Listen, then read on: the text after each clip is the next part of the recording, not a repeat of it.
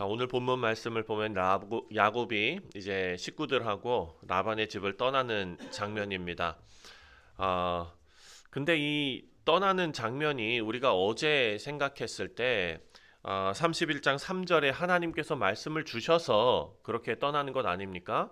그러면은 당당하게 떠날 수 있었을 텐데 오늘 본문 말씀을 보니까 야반 도주하듯이 도망을 쳤다라고 지금 기록해 놓고 있습니다. 어, 그리고 또 그것뿐만 아니라 두 개의 사건이 나오는데 첫 번째가 이제 야곱이 그렇게 도망치듯이 떠난 것이고 두 번째는 야곱의 아내 라헬이 드라빔을 훔친 그런 사건이 또 기록이 되어져 있습니다. 자, 이런 급박하고 어찌 보면 긴장이 있는 이런 상황에서 우리 사람들은 어떻게 행동을 하는지, 그리고 또 하나님께서는 그런 상황 가운데 어떻게 개입하시는지를 오늘 본문에서 우리가 찾아볼 수 있습니다. 자, 첫 번째로 야곱이 가족들과 그리고 자기가 소유한 모든 재산을 가지고 떠나는 장면이 18절에 나오는데 18절에 그가 모은 바 모든 가축과 모든 소유물 곧 그가 밧단 아람에서 모은 가축을 이끌고 가나안 땅에 있는 그의 아버지 이삭에게로 가려 할세. 지금 여기 보면은 표현이 나오는데 그의 자녀, 그의 아내, 그의 가축, 그의 소유 이런 식으로 쭉 나오죠. 그러니까 소유가 분명하다는 것입니다. 야곱이 가져가는 것은 라반의 소유 중에 하나가 아닙니다. 지금 여기에서 18절에 기록한 것이 그가 모은 바 모든 가축들이라고 이야기합니다. 그러니까 이 소유는 정당하게 얻은 재물이고 정당하게 얻은 야곱의 소유다라는 것입니다. 그런데 여기까지는 좋은데 20절 말씀을 보면 떠나는 장면이 이상하다라는 것입니다. 20절에 야곱이 그 거취를 아람 사람 라반에게 말하지 아니하고 가만히 떠났더라. 도망쳤다라는 얘기입니다. 왜 그랬을까요? 두려웠기 때문입니다. 분명히 이것이 내 소유이지만 지금 라반은 그렇게 생각하지 않을 수 있으니까 자기를 해할까봐 지금 두려워한 것입니다. 그래서 또 하나의 행동이 지금 기록되어져 있는데 야곱은 두려움에 몰래 떠났고 그리고 19절 말씀을 보니까 그때에 라반이 양털을 깎으러 갔으므로 라헬은 그의 아버지의 드라빔을 도둑질하고 자, 라헬도 몰래 행동합니다. 야곱도 몰래 행동해서 도망치고 그 아내 라헬도 아무에게도 말하지 않고 몰래 어떤 일을 하는데 그것이 뭐냐? 도둑질입니다. 나중에 가서 알게 되죠. 지금 라반이 내 신들을 너희가 훔쳐갔다라고 말하니까 드라빔이 라반이 섬겼던 신이었다라는 것을 우리가 알 수가 있는 것입니다. 그리고 성경을 보면은 라헬이 왜 뜬금없이 그 드라빔을 훔쳐갔는지 그 이유에 대해서는 분명하게 설명해 놓지가 않습니다. 그걸 가져간 자체가 지금 기록되어 있는 거지 왜 가져갔는지는 정확하게 설명이 안 되어 있습니다. 하지만 지금 요 본문에서 우리가 알 수 있는 것은 야곱도 두려움으로 몰래 떠났고 그리고 라헬도 아버지의 그 드라빔을 몰래 훔쳤고 모두 숨기는 방식으로 지금 일을 지금 꾸려 나가고 있다, 시작했다라는 것입니다. 어찌 보면 이것이 인간의 모습입니다. 두려움과 그리고 불확실성 이 모든 것에 휩쓸려서 지금 일을 어찌 보면은 원래 본래 해야 되는 그런 일이 아니라 자기 두려움 때문에 인간적인 모습으로 지금 그 일이 진행되고 있다는 것을 지금 볼 수 있습니다. 그런데 인간적인 모습으로 계속해서 이런 일들을 해 나가면은 갈등은 더 증폭되지만 그 가운데서 하나님께서 어떻게 개입하시는지가 나옵니다.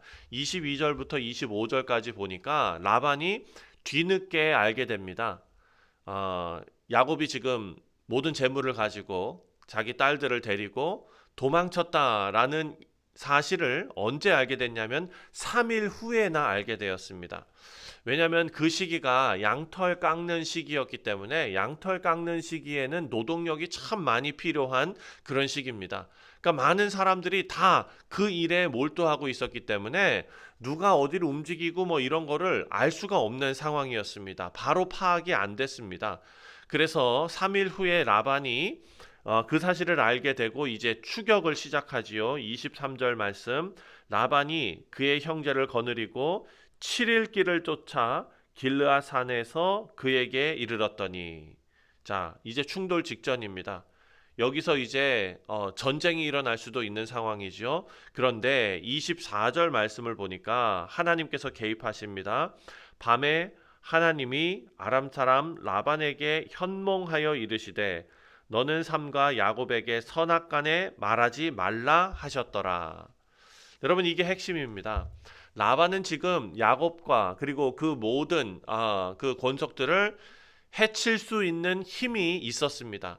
그런데 29절 말씀을 보니까 라반이 야곱에게 이렇게 말합니다. 너를 해할 만한 능력이 내 손에 있으나 너희 하나님, 너희 아버지의 하나님이 어젯밤에 내게 말씀하시기를 너를 삼가 야곱에게 선악간에 말하지 말라 하셨느니라.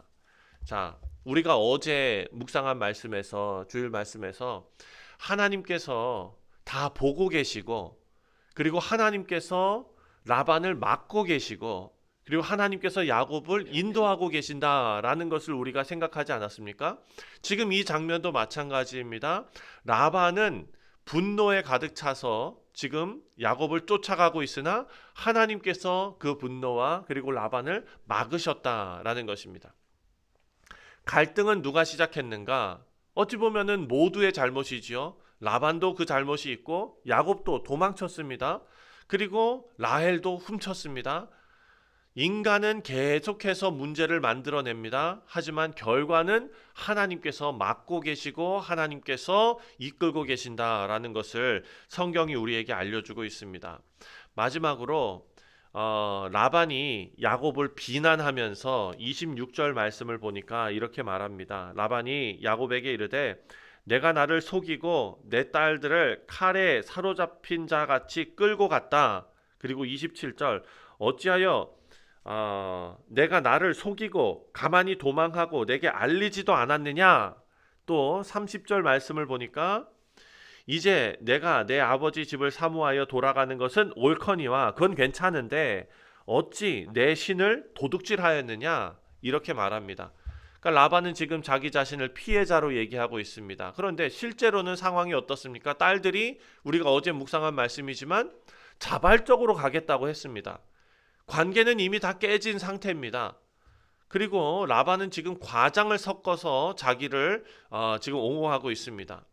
야곱도 변명하지요. 31절에 어떻게 변명하는가? 야곱이 라반에게 대답하여 이르되 내가 생각하기를 외삼촌의 딸들을 내게서 억지로 빼앗으리라 하여 두려워하였음이니이다. 이렇게 말합니다.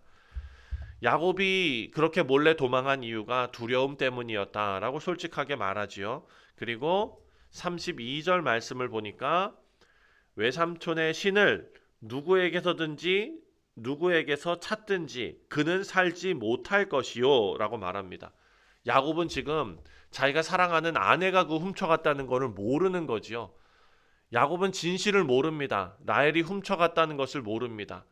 그렇게 됐더니 이제 라반이 33절 말씀 보니까 수색을 시작합니다. 지금 이 상황에서 가장 떨리는 사람은 누굽니까? 라헬입니다.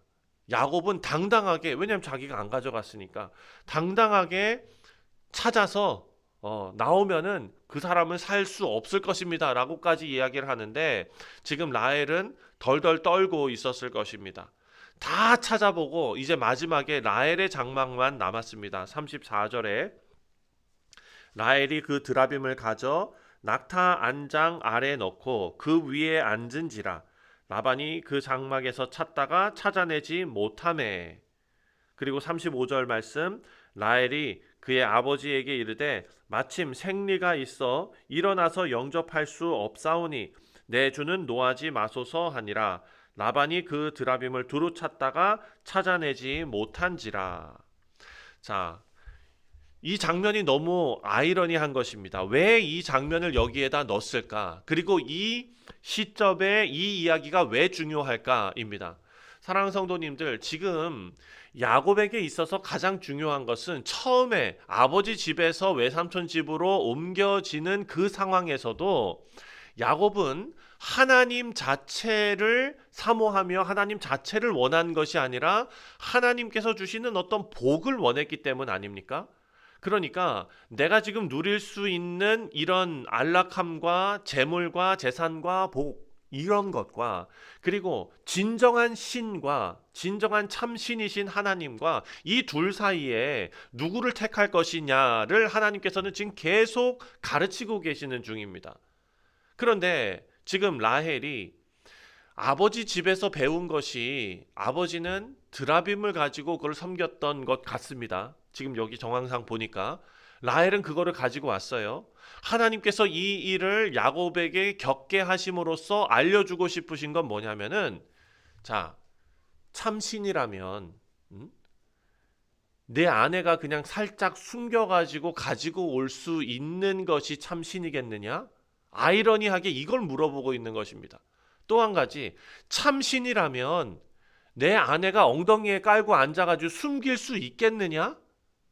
사랑하는 성도님들, 우리가 하나님을 참신으로 섬기고 있다면, 성령 하나님께서 우리 가운데 역사하시고 계시다면 숨길 수가 없습니다. 그렇죠? 정말 그리스도의 영이 함께 하시는 귀한 하나님의 자녀들은 그것이 다 드러날 수밖에 없습니다. 왜냐하면 성령 하나님께서 우리 가운데 역사하시기 때문에 예수님께서 말씀하시는 성령의 9가지 열매가 우리 가운데서 계속해서 맺혀지기 때문입니다. 숨길 수가 없습니다. 찾지 못하는 대상이 될 수가 없다라는 것입니다. 그래서 오늘 본문 말씀은 무엇이 진짜 힘인지, 무엇이 진짜 하나님이신지 오늘 본문 말씀에 드러내서 지금 기록해 놓고 있지는 않지만 모든 사람들, 이 말씀을 묵상하는 모든 사람들에게 전하고 있는 것입니다. 우리 사랑하는 성도님들, 말씀을 맺습니다. 오늘 본문 말씀 각자 두려움에 따라서, 또 자기가 생각하고 옳다고 믿는 것에 따라서, 또 자기의 분노에 따라서 각자 일들을 막 진행하고 있습니다. 도둑질이 있었고, 두려움이 있었고, 속이는 것이 있었고, 또 오해가 있었습니다. 모든 사람이 완전하지 않다라는 것이 다 드러났습니다. 그런데 그 상황 속에서 하나님께서 조용하게 개입하십니다. 라반을 막으시고 야곱을 돌보시고 상황을 통제하십니다. 보이지 않지만 결정적인 역할을 하시는 분이 바로 하나님이셨습니다. 우리 사랑하는 성도님들, 우리도 이 상황 속에서 예수님을 바라보아야 할 것입니다. 하나님께서는 이 혼란한 우리 인생들이 역사 가운데 만들어내는 수많은 문제들 가운데에서도 하나님께서는 반드시 구원을 이루어 내셨습니다. 그리고 그 구원을 인간의 불완전함을 넘어서 하나님께서 계획하시고 진행하시는 안전하고 또 완전한 구원으로 이루어 내셨습니다. 우리가 오늘을 살아갈 때 사람들을 보고 상황을 보면 혼란스럽지만, 상황을 보면 불안하지만, 그래서 야곱처럼 두려움에 행하고 라반처럼 분노에 행할 수 있으나, 또 라헬처럼 내가 믿고 싶은 것을 정말 가지고 오고 싶은 그런 마음이 있을 수 있으나, 그 뒤에 계신 하나님을 의식하고 살아가는 우리가 됐으면 좋겠습니다. 그리고 오늘 하루도 하나님께서 우리 삶에 여전히 일하고 계심을 생각하며 하나님 뜻대로 살아가는 우리 모두 되시기를 주님의 이름으로 축원드립니다. 기도하겠습니다. 하나님 아버지, 오늘 주신 말씀, 혼란스러운 상황 속에서도 여전히 일하시는 하나님을 다시 한번 바라보게 하시니 감사합니다.